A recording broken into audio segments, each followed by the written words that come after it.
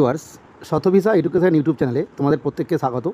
আজকে আমরা হিস্ট্রির Indian national মুভমেন্টের 1911 থেকে 1947 এই সময় অবধি বেশ কিছু প্রশ্ন একদম কুইক রিভিশন হিসাবে 50টি প্রশ্ন আলোচনা করব এবং তাদের বেশ কিছু ফ্যাক্ট বলে দেবো যেগুলো থেকে বিভিন্ন পরীক্ষায় প্রশ্ন আসে। আজকে সেটার প্রথম প্রশ্ন, এটা 1 নম্বর হবে, বঙ্গভঙ্গ রদ কবে হয়? খুব ইম্পর্টেন্ট প্রশ্ন। Option A 1909, option B 1910, C 1911 and D 1912।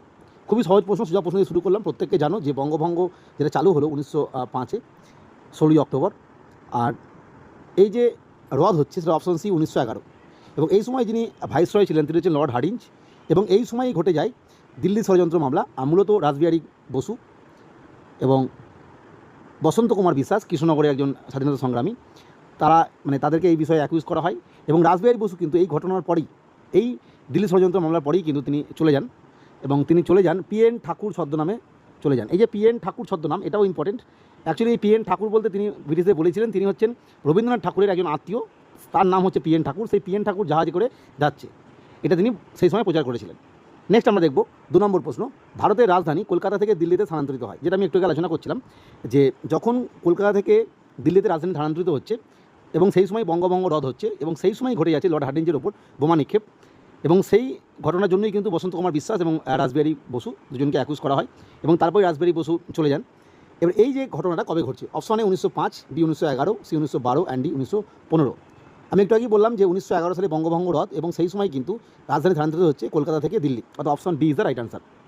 Next আমরা দেখব 3 নম্বর, গদর পার্টি প্রতিষ্ঠিত হয়। গদর পার্টি কোথায় প্রতিষ্ঠিত হয়েছিল, কত সালে? Option A 1911, B 1913, C 1915 and D 1917। Ghadar পার্টিটা খুব ইম্পর্টেন্ট। গদর শব্দের অর্থ কী? গদর শব্দের অর্থ হচ্ছে বিপ্লব। এবং এই গদর পার্টি থেকে বিভিন্ন প্রশ্ন আসে, কারা প্রতিষ্ঠা করেছিলেন, কোথায় প্রতিষ্ঠা, অবশ্যই এটা প্রতিষ্ঠা হয়েছিল সান ফ্রান্সিসকোতে। এখান থেকে প্রশ্ন আসে কোথায় প্রতিষ্ঠিত হয়েছিল, যেটা উত্তর আমেরিকার মধ্যে পড়ছে। আর হয়েছিল প্রতিষ্ঠা অপশন বি 1913 সালে। সালটা খুব ইম্পর্টেন্ট, এখান থেকে প্রশ্ন আসে। নেক্সট আমরা দেখব গদর পার্টির প্রতিষ্ঠাতা কে ছিলেন। Option A Lala Hardayal, B Bhagat Singh, C Subhash Chandra Bose and D Bal Gangadhar Tilak. আমরা যদি ভগৎ সিংয়ের ক্ষেত্রে দেখি, ভগৎ সিংয়ের ক্ষেত্রে বেশ কিছু বিষয় ইম্পর্টেন্ট। তার মধ্যে একটা হচ্ছে হিন্দুস্তান সোশ্যালিস্ট রিপাবলিক অ্যাসোসিয়েশন, এটা তৈরি করেছিলেন। অ্যাকচুয়ালি এটা ছিল হিন্দুস্তান রিপাবলিক অ্যাসোসিয়েশন, HRA, যে চন্দ্রশেখর আজাদজির তৈরি। পরবর্তী ক্ষেত্রে তিনি HSRA করেন, হিন্দুস্তান সোশ্যালিস্ট রিপাবলিক অ্যাসোসিয়েশন, এটা ইম্পর্টেন্ট। এছাড়া এনার সঙ্গে ইম্পর্টেন্ট যে লাহোর ষড়যন্ত্র মামলা, কেন্দ্রীয় যে আইনসভা, সেখানে বোমা নিক্ষেপ, এই সমস্ত বিষয়ের উপরে। সুভাষচন্দ্র বসুর ইম্পর্টেন্ট দলের হিসাবে ফরওয়ার্ড ব্লক, এবং পরবর্তী ক্ষেত্রে অবশ্যই আজাদ হিন্দ ফৌজ। এবং বাল গঙ্গাধর তিলকের এই দল তৈরি বা পত্রিকার ক্ষেত্রে ইম্পর্টেন্ট হচ্ছে গণপতি উৎসব এবং শিবাজী উৎসব। তিনি প্রথমে চালু করেছিলেন শিবাজী উৎসব, তারপরে চালু করেছিলেন গণপতি উৎসব। আর হোম রুল আন্দোলন, যেটা ইন্ডিয়ান হোম রুল লীগ, সেটাও কিন্তু বাল গঙ্গাধর তিলকের তৈরি। আর একটা বিষয় তিনি তৈরি করেছিলেন 1920 সালে, এখান থেকে প্রশ্ন আসে, কংগ্রেস ডেমোক্রেটিক পার্টি, এটা তৈরি করেছিলেন বাল গঙ্গাধর তিলক। আর কংগ্রেস সোশ্যালিস্ট পার্টি তৈরি করেছিলেন অবশ্যই আচার্য নরয়ণ দেব। তাহলে আজকের উত্তর হবে লালা হরদয়াল। নম্বর প্রশ্ন, খিলাফত আন্দোলন শুরু হয়। খুব ইম্পর্টেন্ট এবং সহজ প্রশ্ন। অপশানে 1918, বি 1919, সি 1921 অ্যান্ড ডি 1922। খিলাফত আন্দোলন শুরু হয় অবশ্যই অপশন বি 1921। এবং পরবর্তী সঙ্গে এর সঙ্গে অ্যাড হয় 1920 সালে অসহযোগ বা আইন non cooperation movement, B Tilak, C Nehru and D Bipin Chandra Pal. তোমরা প্রত্যেকে জানো যে খিলাফত আন্দোলনের ইম্পর্টেন্ট দুজন নেতা ছিলেন মোহাম্মদ আলী এবং শৌকত আলী। এই মোহাম্মদ আলী এবং শৌকত আলী এরা হলেন আলী ভ্রাতৃদ্বয়, আলী ব্রাদার্স বলা হতো। তাহলে খিলাফত আন্দোলনের নেতা হচ্ছে অবশ্যই আলী ভ্রাতৃদ্বয় বা মোহাম্মদ আলী এবং শৌকত আলী। নেক্সট আমরা দেখব পরবর্তী প্রশ্ন 8 নম্বর, চৌরি চৌরা ঘটনা ঘটে। Option A 1921, B 1922, C 1923 and D 1924। Actually non cooperation movement যখন চলছে সেই সময় ঘটে যায় বিখ্যাত চৌরি চৌরা ঘটনা, যেটা উত্তরপ্রদেশ, বর্তমান উত্তরপ্রদেশের গোরক্ষপুর জেলায় একটা থানা আক্রমণ হয় এবং সেখানে বেশ কিছু পুলিশকর্মী আহত হয়। সেই যে ঘটনা, সেই ঘটনার জন্য কিন্তু মহাত্মা গান্ধী নন কোঅপারেশন মুভমেন্টটা বন্ধ করে দেয়। সেটা ঘটেছিল অবশ্যই অপশন বি 1922। তাহলে আমরা বুঝতে পারলাম যে চৌরি চৌরা ঘটনার সাথে সাথে অসহযোগ আন্দোলন বন্ধ হয়ে যায়। নেক্সট আমরা দেখব কাকুরি ট্রেন অভিযান বা কাকুরি ট্রেন যে মামলা বা কাকুরি কনস্পিরেসি কেস, এটা কবে হয়। Option A 1925, B 1926, C 1927 and D 1928। আমি একটু আগেই বলছিলাম হিন্দুস্তান সোশ্যালিস্ট রিপাবলিক অ্যাসোসিয়েশন, যেটা ভগৎ সিং তৈরি করেছিল, তার আগে নাম ছিল HRA, হিন্দুস্তান রিপাবলিক অ্যাসোসিয়েশন। এই যে সংগঠনের সদস্য, তারা কিন্তু এই মামলার সঙ্গে জড়িত। এটা হয়েছিল অবশ্যই অপশন এ 1925 সালে। নেক্সট আমরা দেখব 10 নম্বর, কাকুরি ষড়যন্ত্র মামলার অন্যতম বিপ্লবী ছিলেন। এই যে কাকুরি কনস্পিরেসি কেস যেটা হলো বা যেটা কাকুরি ষড়যন্ত্র মামলার ঘটনার জন্য ঘটলো, তাদের মধ্যে অনেকেই ছিলেন। এর মধ্যে কারা? Option A Ramprasad Bismil, B Mahatma Gandhi, C Jawaharlal Nehru and D Vallabhbhai Patel. আমি একটু আগেই বললাম যেটা মূলত এটা যুক্ত ছিলেন HRA, এই সংগঠনের সদস্যরা। তাহলে আমরা বুঝতেই পারছি মহাত্মা গান্ধী, জওহরলাল নেহরু, বল্লভভাই প্যাটেল এরা প্রত্যেকেই আইএনসির সক্রিয় কর্মী। তাহলে আমরা right answer option A Ramprasad Bismil. Next আমরা দেখব 11 নম্বর প্রশ্ন, সাইমন কমিশনে ভারতীয় সদস্য কতজন ছিলেন? অপশন এ 1 জন, বি 2 জন, সি 5 জন, অ্যান্ড ডি কোনো ভারতীয় সদস্য ছিলেন না। তোমরা প্রত্যেকে বুঝতে পারছো যে সাইমন কমিশনকে কিন্তু ভারতীয়রা বয়কট করেছিল। তার কারণই হচ্ছে এটাকে বলা হতো হোয়াইট কমিশন, কারণ এখানে কোনো ভারতীয় প্রতিনিধি ছিল না, সমস্তরাই যারা ছিলেন সবই ব্রিটেনের। ফলে যেহেতু ভারতের একটা প্রশাসনিক সংস্কার হবে, সাংবিধানিক সংস্কার হবে, কনস্টিটিউশনাল রিফর্মস হবে, অথচ সেখানে কোনো ভারতীয় সদস্য নেই, সেই জন্য কিন্তু ভারতীয়রা এটাকে বয়কট করেছিল। তাহলে আমরা বুঝতেই পারছি রাইট আনসার অপশন ডি, কোনো ভারতীয় সদস্য ছিল না। এবং এই কোনো ভারতীয় সদস্য না থাকার জন্যই কিন্তু সাইমন কমিশনকে বয়কট করা হয়। লালা লাজপত রায় কোন আন্দোলনে আহত হন? অপশন এ সাইমন কমিশন বিরোধী আন্দোলন, বি স্বদেশী আন্দোলন, সি ভারত ছাড়ো আন্দোলন, অ্যান্ড ডি অসহযোগ আন্দোলন। এখানে একটা কথা বলে রাখি, আমরা খুব ছোটোবেলা থেকে একটা জিনিস পড়ে এসেছি, লাল বাল পাল, অর্থাৎ 3 জন চরমপন্থী নেতা লালা লাজপত রায়, বিপিন চন্দ্র পাল এবং বাল গঙ্গাধর তিলক। এই 3 জনের ক্ষেত্রে ইম্পর্টেন্ট 3টে ফ্যাক্ট হলো, মানে বিভিন্ন ঘটনা আছে, তাদের মধ্যে হচ্ছে ইনাদের মৃত্যুটা। ইনারা যখন মারা যান সেই সময় কিন্তু বেশ কয়েকটি ইম্পর্টেন্ট ঘটনা ঘটেছিল। আমরা যদি প্রথমে বিপিন চন্দ্র পালের ক্ষেত্রে ভাবি, যখন আইন অমান্য আন্দোলন চলছে মধ্য গগনে, এবং সেই সময় ফার্স্ট এবং সেকেন্ড গোলটেবিল বৈঠক হয়ে গেছে, বা সেকেন্ড গোলটেবিল বৈঠক প্রায় শেষের দিকে, সেই সময় কিন্তু আইন অমান্য আন্দোলনের সময় বিপিন চন্দ্র পাল মারা যাচ্ছেন। সিভিল যে ডিসঅ্যাপয়েন্ট মুভমেন্ট ছিল সেই সময় বিপিন চন্দ্র পাল মারা যাচ্ছেন 1932 সালে। সালটা কত? 1932, এটা মনে রাখবে, প্রশ্ন আছে কত সালে মারা যান এবং সেই সময় কোন আন্দোলন চলছিল, অবশ্যই হবে আইন অমান্য আন্দোলন 1932। লালা লাজপত রায়ের ক্ষেত্রে আমরা জানি যে তিনি যেদিন মারা যাচ্ছেন তার পরের দিন থেকে শুরু হচ্ছে আইন অমান্য আন্দোলন, অর্থাৎ সিভিল নন কোঅপারেশন মুভমেন্ট, যেটা 1920 সালে, সেই 1920 সালে মারা যাচ্ছেন বাল গঙ্গাধর তিলক। আর লালা লাজপত রায় অবশ্যই মারা যাচ্ছেন সাইমন কমিশন বিরোধী আন্দোলনে যোগ দিয়েছিলেন, এবং পুলিশ অফিসার সেই সময় ছিলেন স্যান্ডার্স, তার লাঠির আঘাতে তিনি আহত হন এবং পরবর্তী ক্ষেত্রে তিনি দেহত্যাগ করেন। অর্থাৎ আমরা বুঝতে পারলাম, যদি আমাদের লালা লাজপত রায় বলে সেক্ষেত্রে হবে সাইমন কমিশন আন্দোলন যে সময় ছিল সেই সময়, বিপিন চন্দ্র পাল বললে অবশ্যই হবে আইন অমান্য আন্দোলন 1932, বাল গঙ্গাধর তিলক বললে হবে অসহযোগ আন্দোলন 1920। নেক্সট আমরা দেখব পরবর্তী প্রশ্ন, HSR এর পূর্ণরূপ কী? আমি বহু আলোচনা করলাম, কারণ এই জায়গাগুলো থেকেই বিভিন্ন পরীক্ষায় প্রশ্ন আসে। অপশন এ Hindustan socialist Republic association, Hindu socialist Republican army, Hindustan স্বরাজ রিপাবলিকান অ্যাসোসিয়েশন। আমি একটু আগেই বললাম যে HR ছিল হিন্দুস্তান রিপাবলিকান অ্যাসোসিয়েশন, সেটাকে সোশিয়ালিস্ট করে নেওয়া হয়, HSR করা হয় ভগৎ সিংয়ের দ্বারা। তো option A is the right answer. Next আমরা দেখব পরবর্তী প্রশ্ন, 14 নম্বর প্রশ্ন, কেন্দ্রীয় আইনসভায় বোমা নিক্ষেপ করেন কে? আমি আলোচনা করলাম, ঘটনাটা ঘটেছিল 1929 সালে। অপশন এ ভগৎ সিং এবং বটুকেশ্বর দত্ত, বি রাজগুরু ও সুখদেব, সি সূর্য সেন ও প্রীতিলতা ওয়াদ্দেকর, অ্যান্ড ডি বিসমিল ও আশফাক। আমি আলোচনা করলাম যে ভগৎ সিং এবং বটুকেশ্বর দত্ত, এছাড়া রাসবিহারী বসু এবং বসন্ত কুমার বিশ্বাস, এই দুটো নাম খুব ইম্পর্টেন্ট, কারণ বটুকেশ্বর দত্ত ইনি বর্ধমান জেলার সম্ভবত রায়নার যে ব্লক রয়েছে, থানা রয়েছে, সেই এলাকার মানুষ, স্বাধীনতা সংগ্রামী একজন বিখ্যাত, এবং বসন্ত কুমার বিশ্বাসও তিনি তাই কৃষ্ণনগরে, যেটা তার বাড়ি। ভগৎ সিং এবং বটুকেশ্বর দত্ত কিন্তু যুক্ত ছিলেন এই কেন্দ্রীয় আইনসভা বোমা নিক্ষেপের ব্যাপারে। Option A is the right answer. এই সমস্ত স্বাধীনতা সংগ্রামীর নাম কিন্তু আমাদের মনে রাখতে হবে, বিশেষত যারা বাঙালির স্বাধীনতা সংগ্রামী। অবশ্যই শুধুমাত্র চাকরির রেসপেক্ট নয়, ভারতের যে জাতীয়তা বোধ, এই সমস্ত বিষয়ের জন্য কিন্তু বিভিন্ন যে স্বাধীনতা সংগ্রামী ছিলেন তাদের জীবনী মনে রাখা বা তাদের জীবনী পড়া খুবই ভারতীয় নাগরিক হিসাবে অবশ্যই দরকার। 15 নম্বর প্রশ্ন, ডান্ডি মার্চের দূরত্ব ছিল, ডান্ডি মার্চ যেটা হলো এবং যার দ্বারাই আইন অমান্য আন্দোলন সিভিল ডিসঅ্যাপয়েন্ট মুভমেন্ট শুরু হচ্ছে, সেই যে ডান্ডি মার্চের যে দূরত্বটা, ডিস্টেন্সটা, মহাত্মা গান্ধী কত ডিস্টেন্স হেঁটে ছিলেন? Option A 241 mile, B 100 mile, C 150 mile, and D 300 mile. অবশ্যই রাইট আনসার অপশন এ 241 মাইল। 16 নম্বর প্রশ্ন, দ্বিতীয় গোলটেবিল বৈঠকে কংগ্রেসের প্রতিনিধি কে ছিলেন? Option A Mahatma Gandhi, B Jawaharlal Nehru, C Subhash Chandra Bose, and D Vallabhbhai Patel. এখানে মনে রাখতে হবে 3টে যে গোলটেবিল বৈঠক হলো, রাউন্ড টেবিল কনফারেন্স, সেখানে কিন্তু কংগ্রেস দুটোতে যোগ দেয়নি, একটাতে মাত্র যোগ দিয়েছিল, অর্থাৎ সেকেন্ড গোলটেবিল বৈঠকই শুধুমাত্র যোগ দিয়েছিল, বাকি কোনো সেকেন্ডে যোগ দিয়েছিল, কোনো যোগ দেয়নি। এখানে একটা তথ্য বলে রাখি, অনেকে বলে যে রাউন্ড টেবিল বলা হয় কেন, গোল টেবিল কেন? এটা স্কোয়ার টেবিল হতে পারতো, অন্য কোনো টেবিল হতে পারতো। অ্যাকচুয়ালি রাউন্ড টেবিল একটা বিষয় যার মাধ্যমে বোঝানো হয় টেবিলটা রাউন্ড নয়, রাউন্ড টেবিল এটা একটা সম্পূর্ণ মনস্তাত্ত্বিক ব্যাপার, যার মাধ্যমে বোঝানো হয় ওই টেবিলে যারা উপস্থিত আছেন প্রত্যেকের ক্ষমতা সমান। তোমরা দেখবে মিড ডে মিলের যে লোগো আমি আলোচনা করেছিলাম মিড ডে মিলের ক্লাসে, সেখানে গোল করে লেখা থাকে, মানে গোলের চারিদিকে মানুষজন বসে আছে, বাচ্চা ছেলেরা বসে আছে 8 জন, 4টে মেয়ে 4টে ছেলে, অর্থাৎ প্রত্যেকের সমান। যদি কোনোভাবে এটাকে স্কোয়ার হয়ে যায় সেক্ষেত্রে কিন্তু কোনো একজনকে হেড হতে হবে, অর্থাৎ প্রত্যেকের ক্ষমতা সমান, প্রত্যেকের অবস্থান সমান, প্রত্যেকের ওই মিটিংয়ের অংশগ্রহণ করার পর প্রত্যেকের যে বলার ক্ষমতা রয়েছে সেটাও সমান, এই জন্য বলা রাউন্ড টেবিল কনফারেন্স। তাহলে আমরা বুঝতে পারছি কংগ্রেস একমাত্র সেকেন্ড গোল টেবিল বৈঠকে যোগ দিয়েছিল। পরবর্তী ক্ষেত্রে যখন সেকেন্ড গোল টেবিল বৈঠক চলে এলো, তারপরেই আমরা জানি বিখ্যাত সেই আরউইন ঘোষণা শুরু হয়ে গেল এবং তারপরেই কিন্তু মহাত্মা গান্ধী আবার বেঁকে বসলেন এবং থার্ড টেবিলে গোল টেবিলে আর গেলেন না, ফার্স্টেও যায়নি, থার্ডেও যাননি। তাহলে আমরা যদি দেখি অপশনে Mahatma Gandhi, B Jawaharlal Nehru, C Subhash Chandra Bose and D Vallabhbhai Patel. দ্বিতীয় গোল টেবিল বৈঠকে যোগ দিয়েছিলেন অবশ্যই মহাত্মা গান্ধী, এবং মহাত্মা গান্ধীর সঙ্গে যিনি গিয়েছিলেন তিনি হচ্ছেন অবশ্যই সরোজিনী নাইডু। নেক্সট আমরা দেখব 17 নম্বর প্রশ্ন, কমিউনাল অ্যাওয়ার্ড ঘোষণা করেন কে? Option A Ramsay MacDonald, B Mahatma Gandhi, C Clement Attlee and D Mount Batten.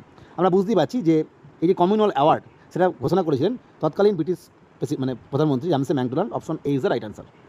Next আমরা দেখব পরবর্তী প্রশ্ন 18, ভারত শাসন আইন 1935-এ চালু হয়, অর্থাৎ ভারত শাসন আইন যেটা এলো 1935 সালে, সেখানে এর মধ্যে কোনটি বলা ছিল? Option A dyarchy in central, dyarchy in province, separate electorate for Muslims, bicameralism legislature. এই ডায়ার্কি এবং বাইক্যামারালিজম এই দুটো বিষয় একটু জেনে রাখা ভালো। ডায়ার্কি বলতে যে আমাদের বর্তমানে ডায়ার্কি বলতে সহজ বিষয় বুঝানো, আমাদের যে লিস্ট আছে, 3টে লিস্ট আছে বর্তমানে মানে সংবিধানে, কেন্দ্রীয় তালিকা, রাজ্য তালিকা এবং যুগ্ম তালিকা বা কনকারেন্ট লিস্ট। সেই যে লিস্ট দুটো সমস্ত বিষয়গুলোকে দুটো জায়গায় ভাগ করা হয়েছিল, সেটা হচ্ছে ডায়ার্কি। আর বাইক্যামারালিজম মানে হচ্ছে আইনসভাটার দুটো কক্ষ, যেটা বর্তমানে আমাদের দেখবে রাজ্যসভা, লোকসভা বা বিধান পরিষদ, বিধানসভা, এই যে ভাগটা সেইটা। তাহলে 1900 ডায়ার্কি ইন প্রভিন্স এটা চালু করা হয়েছিল 1919 সালে, মন্টেগু চেঞ্জ ফর রিফর্মস সেটা অনুযায়ী। সেপারেট ইলেক্টোরেট ফর মুসলিম, অর্থাৎ মুসলিম সম্প্রদায়ের জন্য সেপারেট ইলেক্টোরেট, সেটা নিয়ে আসা ছিল 1919 সালে মর্লে মিন্টে রিফর্মসে। বাইক্যামারাল লেজিসলেচার এটাও কিন্তু আনা ছিল 1919-এ মন্টেগু চেঞ্জ ফোর্ডে। আর ডায়ার্কি ইন সেন্ট্রালে ডায়ার্কি নিয়ে আসা হলো 1935। Option A is the right answer. এই জায়গাটা খুব ইম্পর্টেন্ট। ডায়ার্কি ইন প্রভিন্স 1919 সালে আর ডায়ার্কি ইন সেন্ট্রাল 1935 সালে। এই দুটো অনেকে ভুল করো, দেখে নেবে একটু। নেক্সট দেখবো কংগ্রেসের মন্ত্রিসভা গঠিত, অর্থাৎ যে ভোটটা হলো 1935 সালের যে ভারত শাসন আইন, তার পরবর্তী ক্ষেত্রে ভোট হলো 1936 সালে, এবং তারপরে 37 সালের সে রেজাল্ট বেরোনোর পর মন্ত্রিসভা গঠন হচ্ছে। মূলত সেই সময় 11টা প্রভিন্স ছিল, তার মধ্যে কংগ্রেস মন্ত্রিসভা গঠন করেছিল 8টিতে, যদি ওই 8টির মধ্যে ভাগ ছিল 5+3। 5+3 মানে 5টাতে কংগ্রেস একদম মেজরিটি পেয়ে গেছিলো, 3টেতে কিন্তু অন্য দলের সঙ্গে অ্যালায়েন্স করে সরকার গঠন করেছিল, অর্থাৎ 5টা 3টে 8টা। প্রশ্ন আছে কতগুলোতে করেছিল? টোটাল 8টা হবে। যদি বলে এককভাবে কতগুলোতে করেছিল তাহলে হবে 5টাতে। তাহলে সেটা কবে গঠিত হলো? Option A 1937, 1938, 36 and 40। আমি একটু আগেই বললাম যে মন্ত্রিসভা গঠিত হয় 1937 সালে, অপশন এ। মূলত জুলাই মাসে 14 তারিখের পর থেকে এটা শুরু হয়েছিল বিভিন্ন প্রভিন্সে, ম্যাড্রাসে যেমন হয়েছিল 14 জুলাই, তার পরবর্তী ক্ষেত্রে সবগুলো শুরু হয়। তাহলে 1937 সালে কংগ্রেসের মন্ত্রিসভা গঠিত হয়। নেক্সট আমরা দেখব 20 নম্বর, ফরওয়ার্ড ব্লক প্রতিষ্ঠা করেন। আমি একটু আগে আলোচনা করেছিলাম যে ফরওয়ার্ড ব্লক কে তৈরি করে। Option A Subhash Chandra Bose, B Vinoba ভাবে, C Jawaharlal Nehru and D Rajendra Prasad. Subhash Chandra Basu আমরা আলোচনা করেছিলাম হরিপুরি এবং ত্রিপুরি কংগ্রেস, যেটা মধ্যপ্রদেশে ত্রিপুরি, সেখানে গান্ধীজির সঙ্গে কনফ্লিক্ট হয় এবং তারপরে তিনি আইএনসি ত্যাগ করেন, এবং ত্যাগ করার পর সেই বছর 1939 সালেই ফরওয়ার্ড ব্লক তৈরি করেন। তাহলে ফরওয়ার্ড ব্লক কে তৈরি করেন? অবশ্যই রাইট আনসার হবে option A, Subhash Chandra Bose. Next আমরা দেখব 21 নম্বর প্রশ্ন, আগস্ট প্রস্তাব ঘোষণা করা, অর্থাৎ আগস্ট ডিক্লারেশন। 1940 সালের পর আগস্ট প্রস্তাব, কিপস মিশন, ভারত ছাড়ো আন্দোলন, রাজাজি ফর্মুলা, পরবর্তী ক্ষেত্রে সিমলা কনফারেন্স, ওয়াবেল পরিকল্পনা, মন্ত্রী মিশন এবং তারপরে মাউন্ট ব্যাটেন প্ল্যান। এই যে ডেটগুলো এবং সালগুলো খুব ইম্পর্টেন্ট, প্রত্যেককে মুখস্থ করবে। Option A 1940, B 1942, C 1944 and 46। আমরা জানি 42-এ হচ্ছে ক্রিপস মিশন এবং তারপরেই হচ্ছে কুইট ইন্ডিয়া মুভমেন্ট।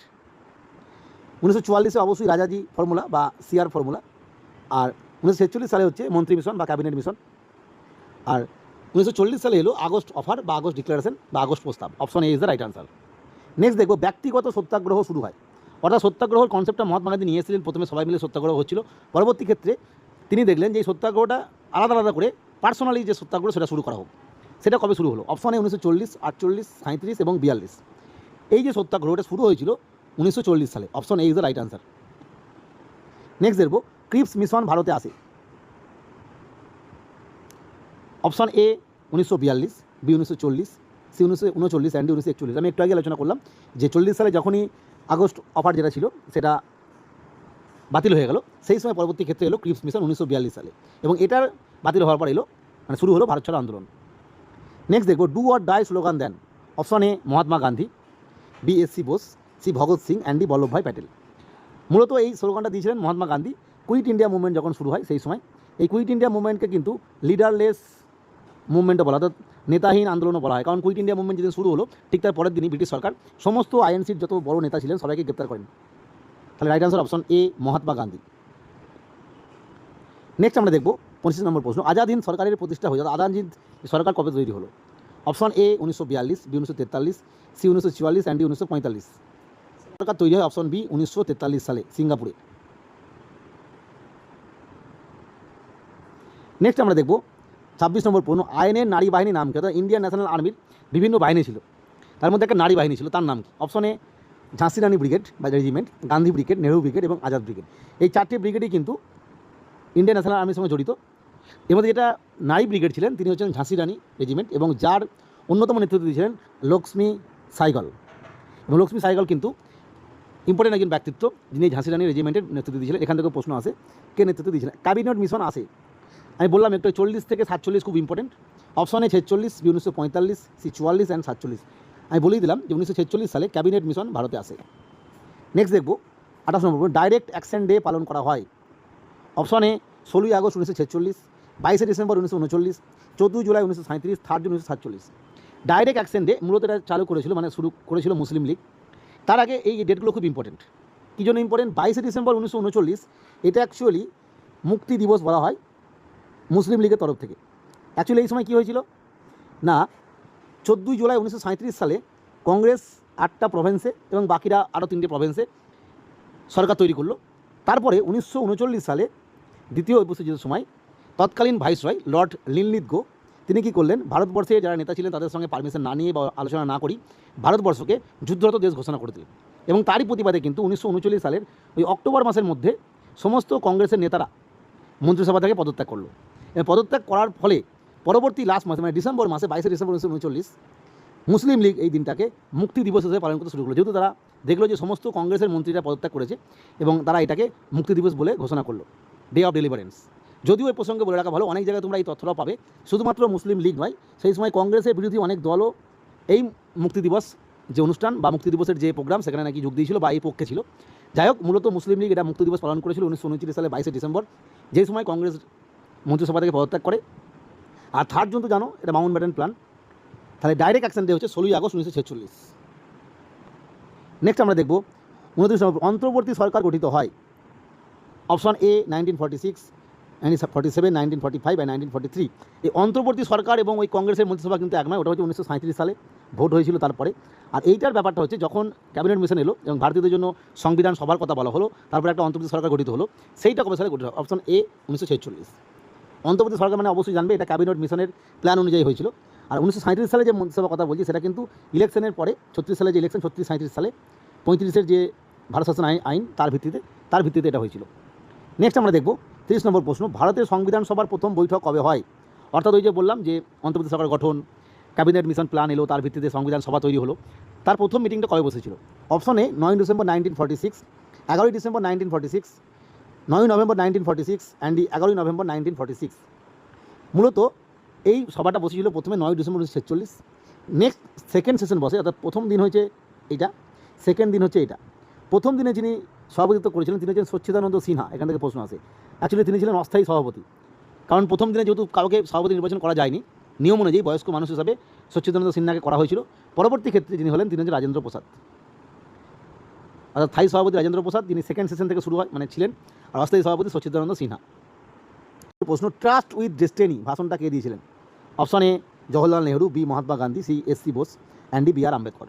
মূলত এই ভাষণটা দেওয়া হয় 1947 সালে 14ই আগস্টের রাত্রে, অর্থাৎ 15ই আগস্টের যে ভোর হচ্ছে সেই সময়, স্বাধীনতার জন্য যে প্রথম ভাষণ সেই ভাষণ, সেটার জন্য অবশ্যই option A Jawaharlal Nehru. Next দেখব 32 নম্বর প্রশ্ন, ভারতীয় জাতীয় কংগ্রেসের প্রথম অধিবেশনে কতজন প্রতিনিধি উপস্থিত ছিলেন? আমি বলেছিলাম আইএনসি খুব ইম্পর্টেন্ট ব্যাপার, আইএনসির প্রথম যে 4টে সেশন তার কারা কারা সভাপতি হয়েছিলেন, কোথায় হয়েছিল, কতজন উপস্থিত ছিলেন, এগুলো মনে রাখবে। তাহলে প্রথম সভায় কতজন উপস্থিত হয়েছিলেন? Option A 62, B 72, C 82 and D 92। প্রথম সভায় উপস্থিত ছিলেন অপশন বি 72 জন। নেক্সট দেখব 33 নম্বর, ড্রেন থিওরি সর্বপ্রথমকে ব্যাখ্যা করেন। আমি বহু আলোচনা করেছি বহু ক্লাসে, ড্রেন ওয়েল থিওরি তোমরা প্রত্যেকেই জানো। অপশনে দাদাভাই নৌরোজি, রমেশচন্দ্র দত্ত, গোপালকৃষ্ণ গোখলে অ্যান্ড ডি মমতা গোবিন্দ রানাডে। যাদের নাম আছে এরা প্রত্যেকেই কিন্তু বিখ্যাত অর্থনীতিবিদ ছিলেন তৎকালীন সময়ের, এবং দাদাভাই নৌরোজি ইম্পর্টেন্ট, তিনি এই থিওরিটা দেন। দাদাভাই নৌরোজি থেকে বিভিন্ন প্রশ্ন আসে, তিনি প্রথম ব্রিটিশ পার্লামেন্ট নির্বাচিত ভারতীয় সদস্য, নির্বাচিত হয়েছিলেন লিবারেল পার্টির হয়ে। এখান থেকে প্রশ্ন কোন পার্টির হয়ে নির্বাচিত হয়েছিলেন। নেক্সট আমরা দেখব পরবর্তী প্রশ্ন, স্বরাজ আমার জন্মগত অধিকার এই উক্তিটি কে করেছিলেন? Option A busy Tilak, Bipinchandra Pal, Lala Lajpat Rai and D Aurobindo Ghosh. স্বরাজ আমার জন্মগত অধিকার বাল গঙ্গাধর তিলক এই উক্তিটা করবেন, এবং তিনি এটা করেছিলেন অবশ্যই হোম রুল যে আন্দোলন চলছিল সেই সময়। নেক্সট আমরা দেখব পরবর্তী প্রশ্ন 35 নম্বর প্রশ্ন, গান্ধী আরিয়ন চুক্তি স্বাক্ষরিত হয়। Option A 3 March 1931, 5 March 1931, 7 March 1931 and D 10 March 1931। এই যে গান্ধী আলিগড় চুক্তি, পুনা চুক্তি, এইগুলো কিন্তু ডেট হিসেবেও আসে এখন বর্তমানে, কারণ এই প্রশ্নগুলো এতটাই ছাত্ররা পড়াশোনা করছে, শুধুমাত্র সাল না দিয়ে ডেট দিয়ে দেয়। রাইট আনসার অপশন বি 5ই মার্চ 1931। ভারতের প্রথম সত্যাগ্রহ গান্ধীজির নেতৃত্বে কোথায় সংগঠিত হয়েছিল? অর্থাৎ প্রথম সত্যাগ্রহ গান্ধীজির নেতৃত্বে কোথায় হয়? Option A Kheda Satyagraha, B Champaran Satyagraha, C Bardoli Satyagraha and D Ahmedabad সত্যাগ্রহ।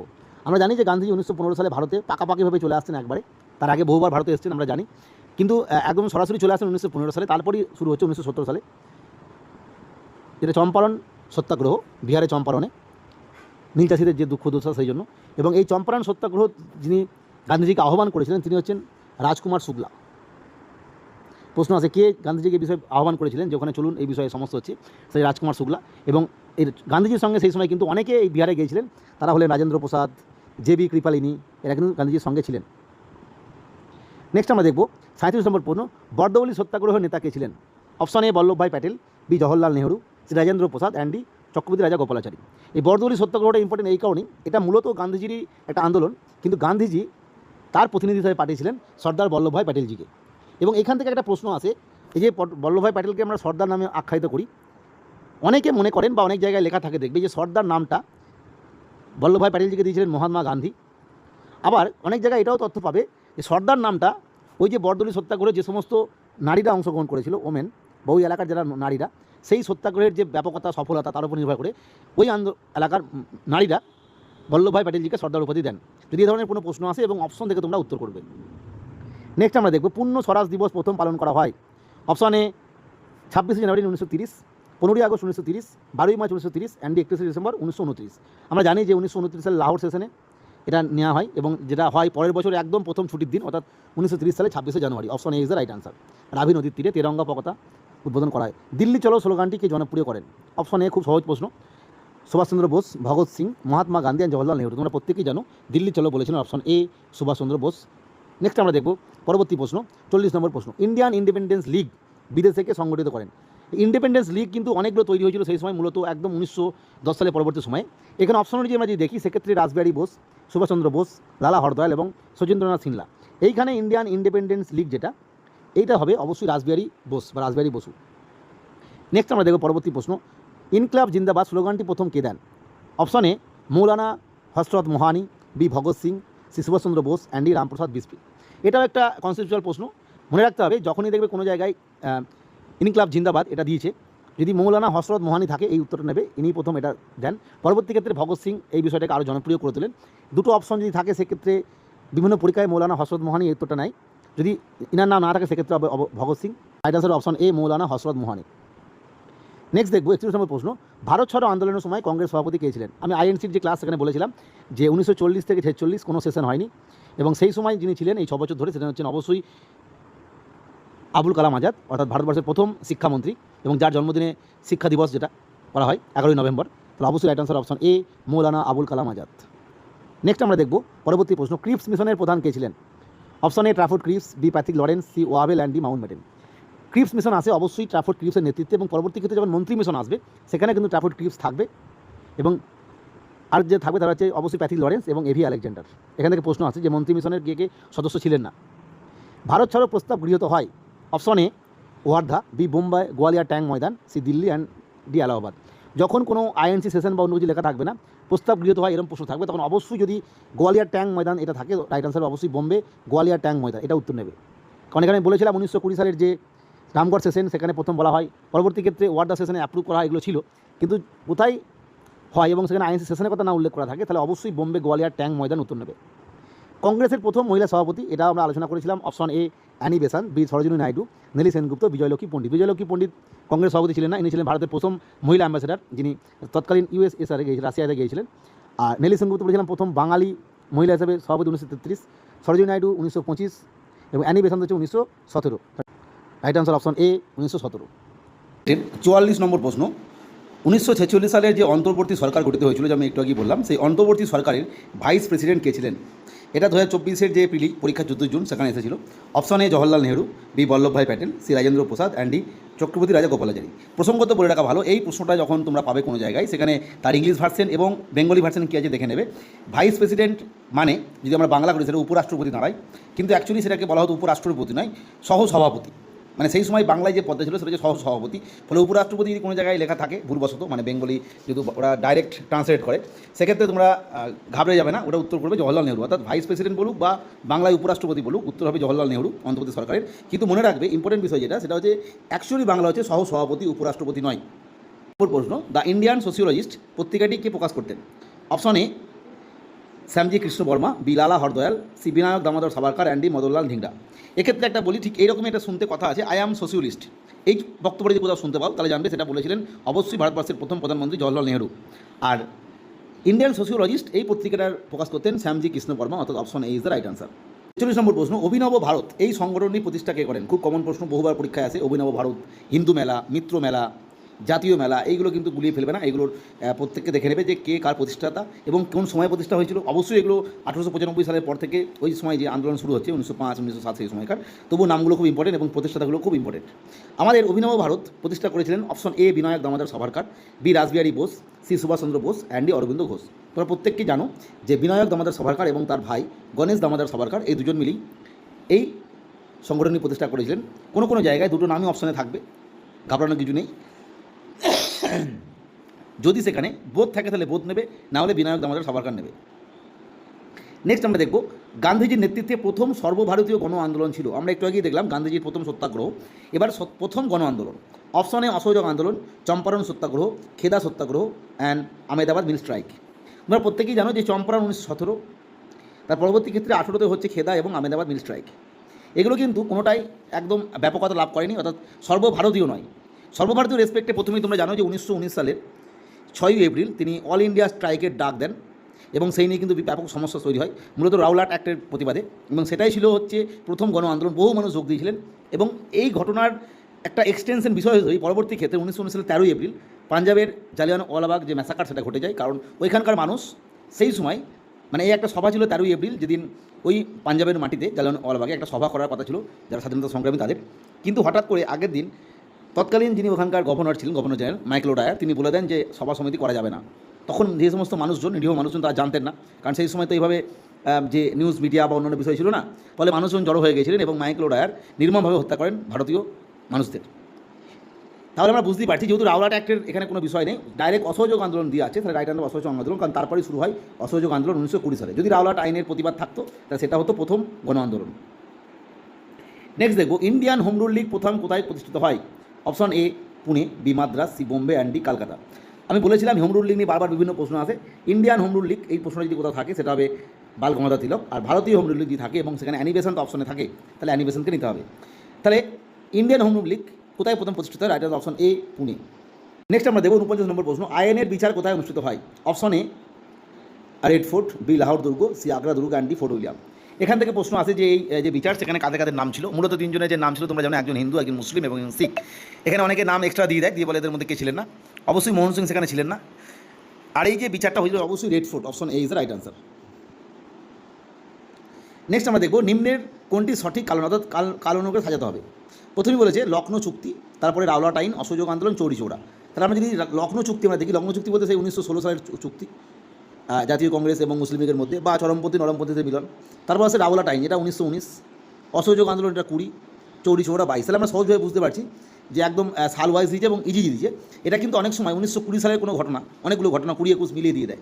অসহযোগ আন্দোলন, বিশ্বভারতীর প্রতিষ্ঠা, মোবলা রেভুলেশন, এই একসঙ্গে, বা নাগপুর সেশন, এগুলো পরপর দিয়ে দেয়। বা 1930 সালে যে ঘটনাগুলো ঘটেছিল, খুব ইম্পর্টেন্ট, 1930 সাল এরকমই ঘটেছিল। সেটা হচ্ছে লবণ আইন ভঙ্গ, চট্টগ্রাম মস্তকাল লুণ্ঠন, অলিন্দ যুদ্ধ, এই সমস্ত বিষয়গুলো পরপর দিয়ে দেয়, যেগুলো একটা সালে ঘটেছিল। সেগুলোও কিন্তু তোমরা খেয়াল রাখবে ডেটগুলো। তাহলে আমরা বুঝতে পারছি প্রথমটাই সঠিক আছে, প্রথমে লখনৌ চুক্তি, তারপর রাওলাট আইন, তারপর অসহযোগ আন্দোলন, তারপর চৌরি চৌরা ঘটনাটা 1922। তাহলে option is the right answer. মোটামুটি আমরা 50টা প্রশ্ন আজকে আলোচনা করলাম।